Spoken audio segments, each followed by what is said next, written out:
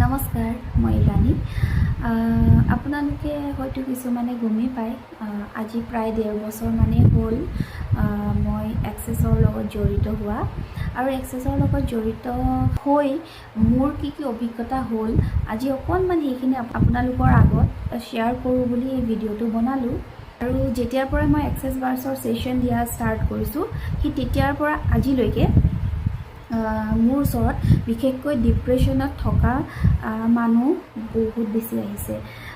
আৰু ডিপ্ৰেশ্যনত থকাৰ পাছত তেওঁলোকে মানে কি হয়, ডিপ্ৰেশ্যনত থাকিলে কি হয় আৰু হাঁহিব মন নাযায়, খাবলৈ মন নাযায়, শুবলৈ মন নাযায়, মানুহৰ লগত বেছি কথা চথা পাতি থাকিবলৈ মন নাযায়, অলপ কথাতে বহুত ভয় খায়, বহুত চিন্তা কৰে, বহুত ডাউটত থাকে, একো ক্লিয়াৰিটি নাই তেওঁলোকৰ, কি কৰিম কি নকৰিম।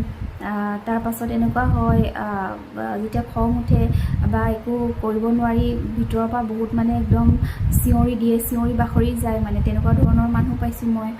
কিন্তু মই এইটো ক'ব বিচাৰিছোঁ যে সেই মানুহখিনি এক্সেছ বাৰ্ছৰ ছেশ্যন লোৱাৰ পাছত মানে ওলাই আহিব পাৰিছে। আৰু মই ইমান দিনৰ এইখিনি মোৰ এই জাৰ্ণিটোত মই এটা কথা আপোনালোকৰ আগত ক'ব পাৰিম যে এক্সেছ বাৰ্ছত সঁচাকৈ যোনবিলাক লোক এতিয়াও মানে যুঁজি আছে, ডিপ্ৰেশ্যন, এনজাইটি এইবিলাক সমস্যাত যুঁজি আছে, তেওঁলোকে এক্সেছ বাৰ্ছটো এবাৰ ট্ৰাই কৰি চাব পাৰে। আপোনালোকে মোৰ লগত লগ বুলি মই কোৱা নাই, আপোনালোকৰ আশে পাশে ওচৰে পাঁজৰে যদি আপোনালোকে গম পাইছে বা কোনোবাই তেনেকৈ এক্সেছ বাৰ্ছৰ ছেশ্যন দিয়ে, আপোনালোকে এবাৰ ল'ব পাৰে।